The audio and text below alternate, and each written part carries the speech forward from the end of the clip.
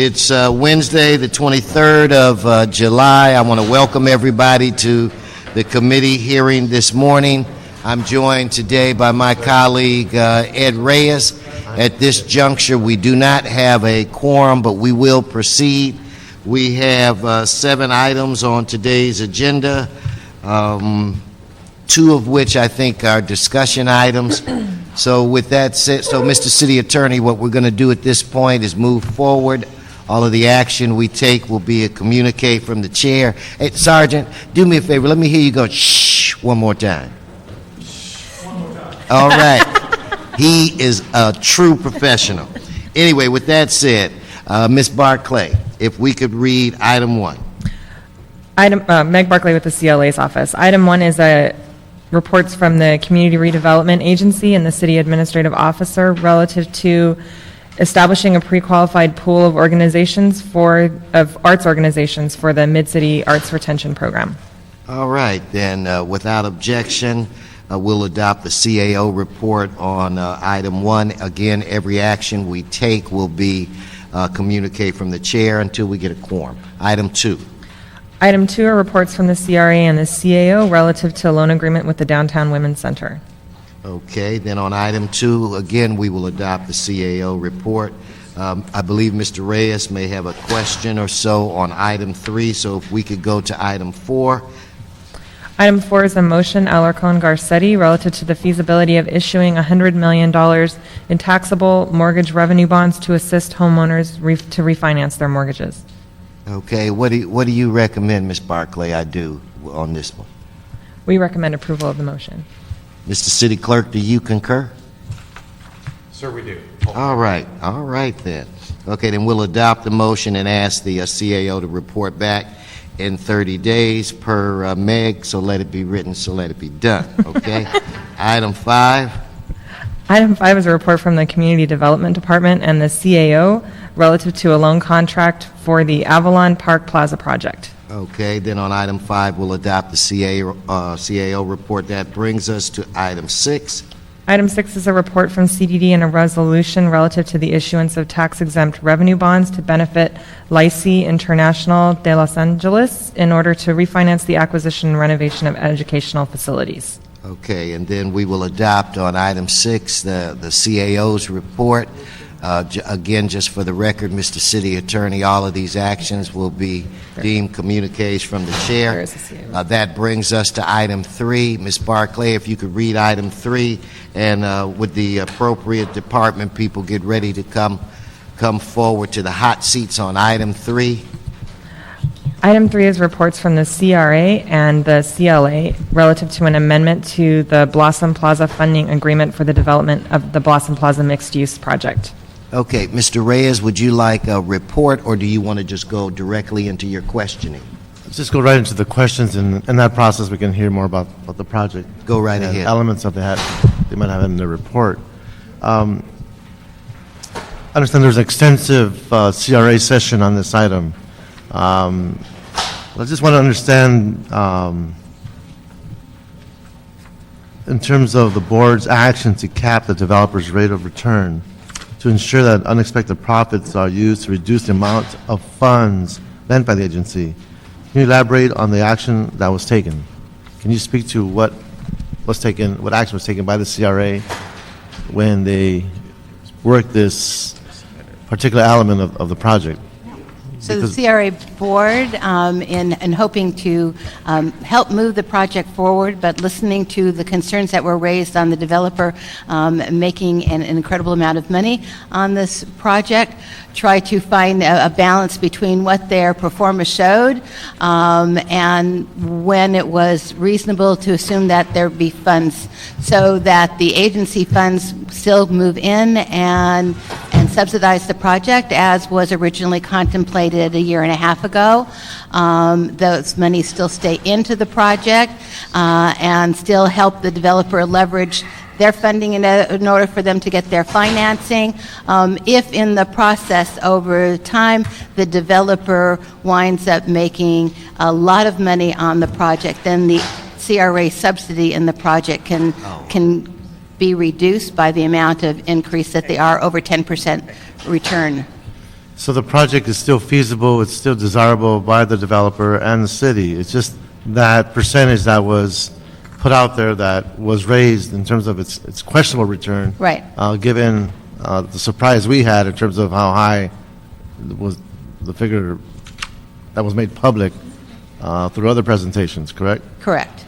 Can you speak to the local benefit? I mean, what is the benefit of this project to the community? And just line the dollars that speak to that benefit.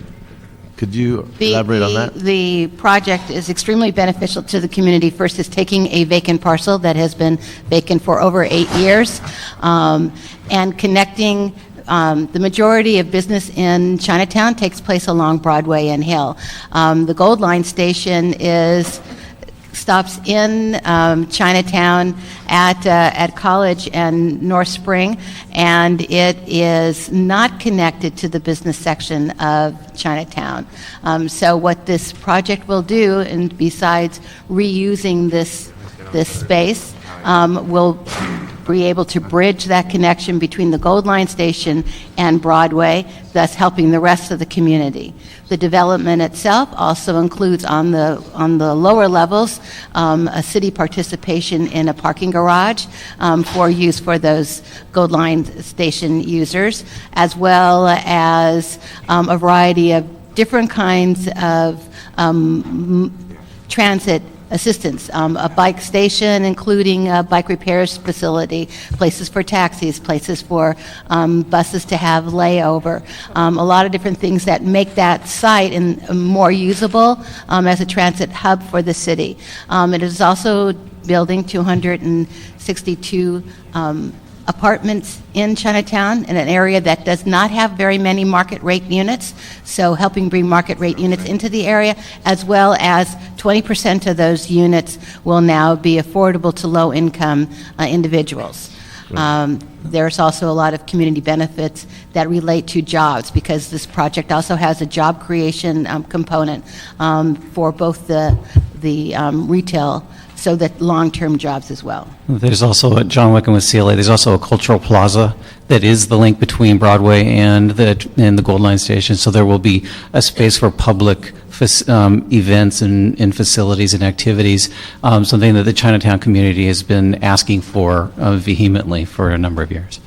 Great. So we'll be stimulating a whole transit hub Yes, right there in Chinatown, the gateway to downtown. correct. Okay. And that's where our public dollars are to facilitate those elements within the project. That's absolutely right. Okay. Anything else to add from the CLA? A substantial amount of the public financing going into the project is actually to purchase the garage below. The city will own the garage and the intermodal transit elements in the project. So the portion of subsidy going to the project from other sources for the retail or residential, et cetera, is a small proportion or percentage of the city contribution to this project. And the Prop 1C funds that are also going in, that are in here, that were not in other transmittals to the city, those funds are also going in order to be able to improve the infrastructure around the project. So it's not only things that are on the site itself, but will actually be improving the city right-of-way adjacent to the project, and with those connections to the Gold Line station. In addition, the original project only had 10% affordable units on site, with an in-lieu payment for other affordable units to be built in the community, in the area. This now ensures that 20% of the units will be affordable on-site, and that they'll be affordable to low-income households. So this is a much better improvement on the affordable housing component in the project. Well, this project has been 6 years in the books now. We've been through many changes, and I think there's 7? Okay, 9. There's a rumor that Gloria Molina, as councilwoman, had an idea for this. I think a lot of ideas were out there, but we actually started getting in the trenches, I guess, 9 years ago. But the bottom line is I appreciate the fact the community was patient and worked throughout this process with a whole range of community meetings, and the developer was able to stake it out and actually go through those processes as well. And I'm really looking forward to see the groundbreaking on this one. But thank you for your hard work, and It's a long time coming, so thank you so much. Thank you. Okay, then, Mr. Reyes, I'm assuming that you would be supportive of adopting the CLA report on Yes. this item. Yes. We've been joined by our colleague Jan Perry, which means we do have a quorum. So without objection, that item will be deemed approved. Mr. City Attorney, unless Ms. Perry has questions on the previous items that we moved as a communique from the chair, I'd like to have her registered as a aye vote. And I can see we have, I'm glad, Mr. Newman, to see you, and I was going to formally remind you that you weren't in your vehicle, so you didn't have to have that doggone Bluetooth on, or was that a Janet Jackson impersonation? You gonna sing Control or something? Those things drive me crazy. But anyway, welcome, and it's good to see you, and you may leave. That brings us to item 7. Item 7. Ms. Barclay, if you could read item 7. Item 7 are reports from the Los Angeles Housing Department and the City Administrative Officer relative to the issuance of letters of commitment under Round 2 of the Affordable Housing Trust Fund and the Permanent Supportive Housing Program. Okay, if we could get the representatives to come forward. Mercedes, you look extremely excited today. I don't know why that is. And Yolanda, I did see you sneak in as well, so don't think you could get in without me seeing you. Good morning. Welcome. Good morning.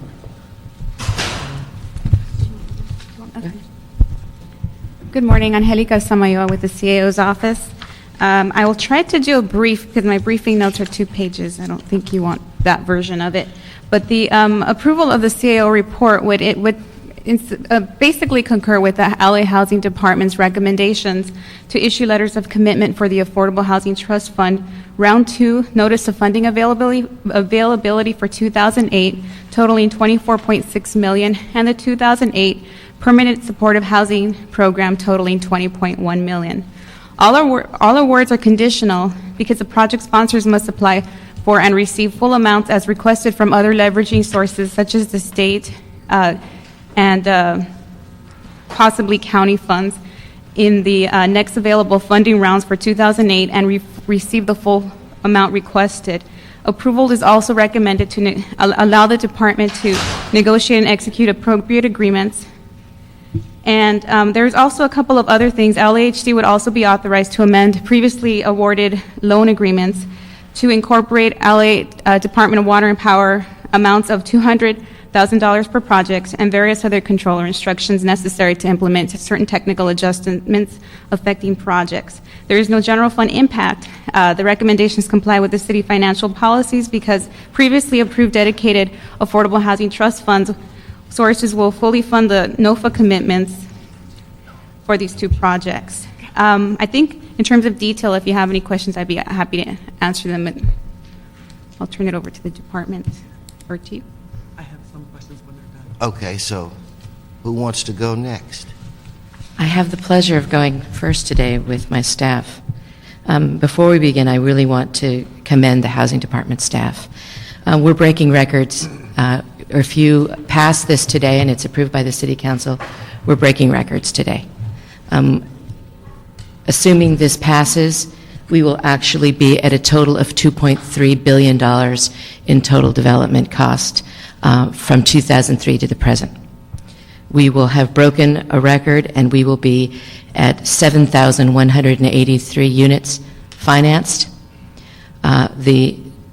The entire amount that the city would have committed in capital alone would be at $413 million since 2003. When we add to that the value of project-based vouchers from the Permanent Supportive Housing Program, we will now be just underneath $500 million in city commitments, and we will actually be at a total development cost of $2.3 billion. A long time coming. Our leverages continue to be very high.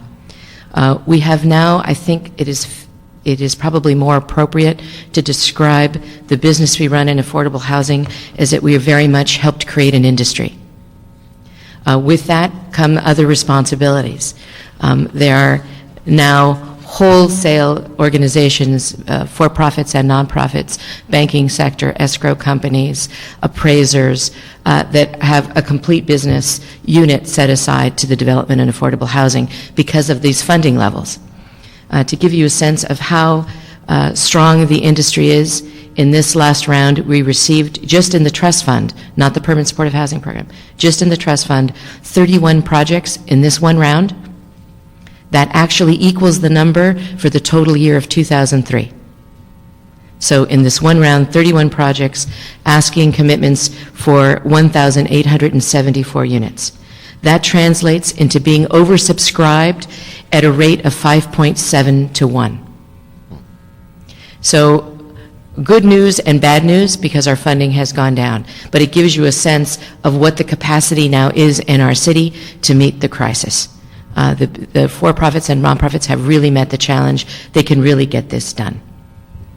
In the permanent supportive housing program, we are also in some senses oversubscribed. Interesting there, we received applications for $22 million for 294 units, and that's 1.46 the amounts available. The permanent supportive housing program in its short life has really achieved now some remarkable results. With just 3 rounds, we have, if this is approved today and at City Council, we will have now funded 793 units of permanent supportive housing in a very short period of time. This means that of the 745 project-based vouchers that the Housing Authority has made available, if this is approved, we will have utilized 705 of those, leaving only 40 uncommitted, and those are uncommitted only because we lack capital. If we had more capital, we would have expended the entire amount. From our point of view, we couldn't ask for a better result, and the only thing that is in our way is keeping the capital moving, and I am confident that we will meet the requirements of the Jones settlement, of anything that is put forward in the housing plan for the mayor to meet those numbers. All of your efforts, particularly those of Ms. Perry, I have to say, we will meet the numbers if the capital is provided. The system works, it's healthy, and it's producing some fabulous results. Wonderful. It's my understanding Ms. Perry wanted to Yeah, ask a few I've questions. got just 5 quick questions. When's the next NOFA for the Affordable Housing Trust Fund going to be released? And do we have any idea how much funding will be available under that one? Because of the lack of capital, this is the first year in 3 years that we will not do 3 rounds. So it's at that level now that we have really expended it all. So this is not good for the industry, who is now relying on a certain rhythm in the business. We do not have the money for a 3rd round. So the next round, as a result, is scheduled. The NOFA will be released in November of this year for a funding commitment in 2009. We are doing that because it is in the first round of competition at the state that we have the best chance of our projects succeeding. So it doesn't make sense to put out any money in a 3rd round. It's not enough money, and have our chances be less so that we'd be holding capital in a commitment and miss our best round in the first year. I believe that what we've got, you had set aside $2.5 million in general funds in this last budget, in the admin budget. $500,000 of that is set aside for administrative costs, so that's not capital funding. The $2 million that is capital funding has to be available for the competition in the state for the trust fund match. The reason why we set that $2 million aside, you'll recall, that funding is scheduled with the state in September of this year. So we're hoping that with that $2 million, what we leverage from the state in additional capital dollars, that will be somewhere close to only $10 million in the first round. That is horrible that that's all we have, but it is all we have. And we would have to wait for the consolidated plan to take effect in April of 2009 before we would have any additional funds for a 2nd round of funding in 2009. Same question as... Hey, Miss Perry, because I got lost, can I jump in and just say, I rarely interrupt members, but you kind of lost me. or I want to know, why is it that we have better chances at what you said was the first round? So if you could answer that, then Ms. Perry, I'd turn it back to you so I can follow the discussion. It's kind of a simple thing of who's ready and who isn't. And in the first part of the year, most of the rest of the state is not ready. We are. Okay. And so we completely weigh weigh it down in the competition because our projects are ready. And that's now the rhythm of our business, to have people ready then. I got it. Sorry, Ms. Perry. That's okay. Same question as it applies to the permanent supportive housing program then. When's the next release date and how much can we expect in terms of funding from that? The release date would also be in November of 2008 for a 2009 commitment. I will tell you that that is more precarious. I would ask that this year, this committee perhaps be more involved early in discussions with the mayor about permanent supportive housing so that we can ensure that capital funds are there.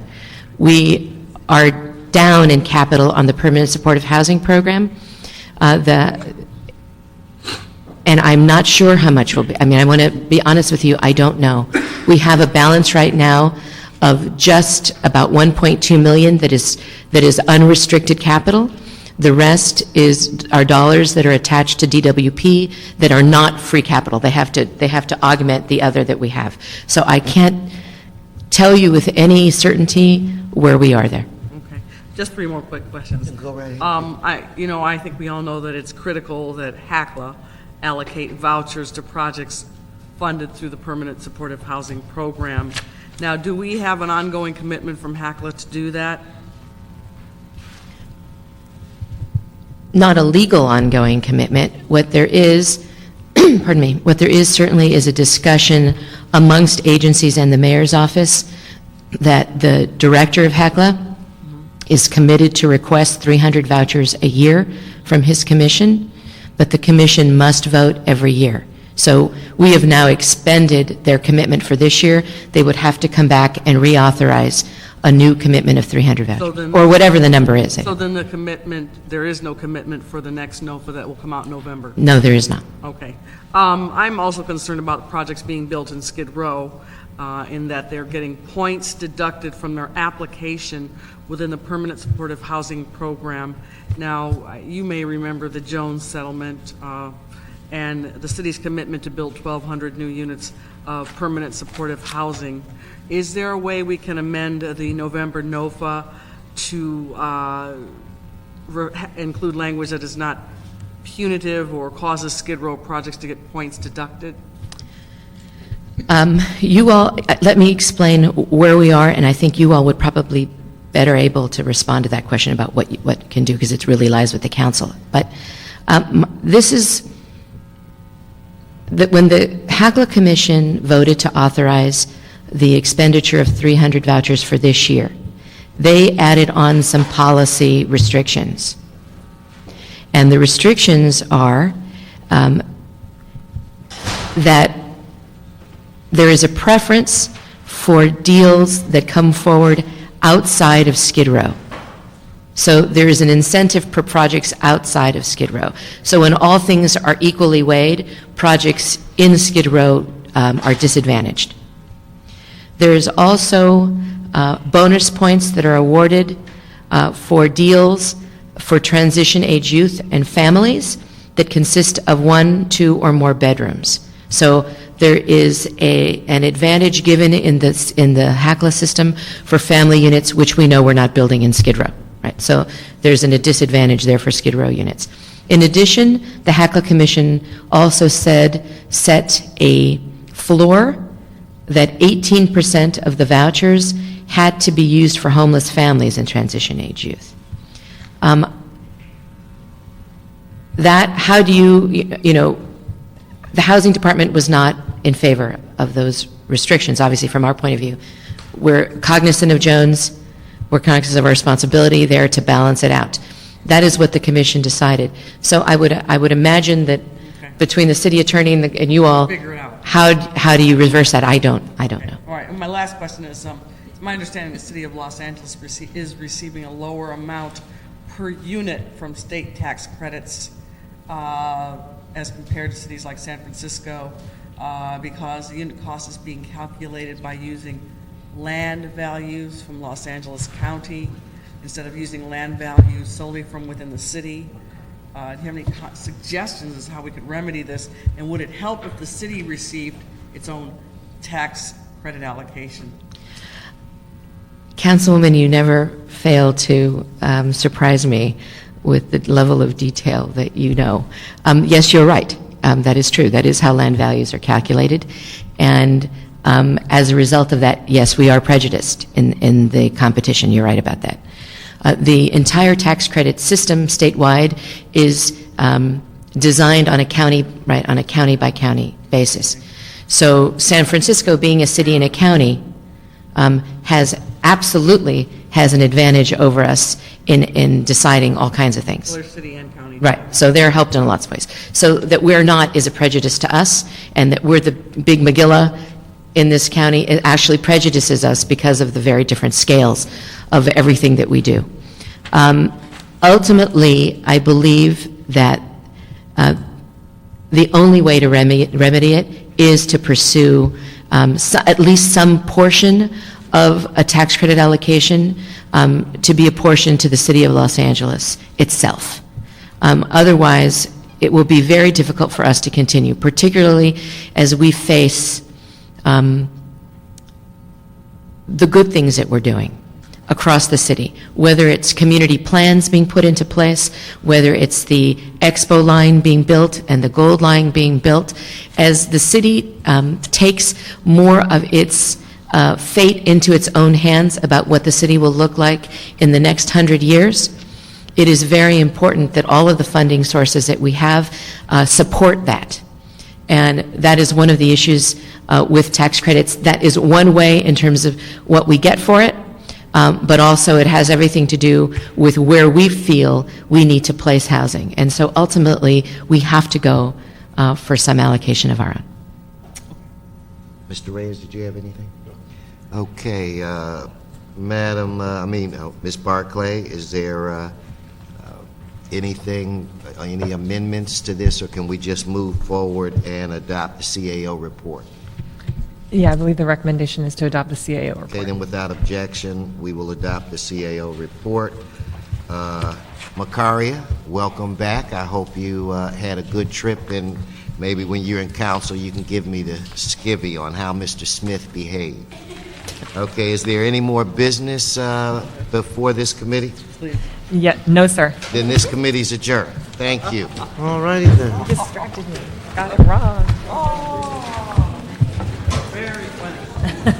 Very good. Split it up. Sure.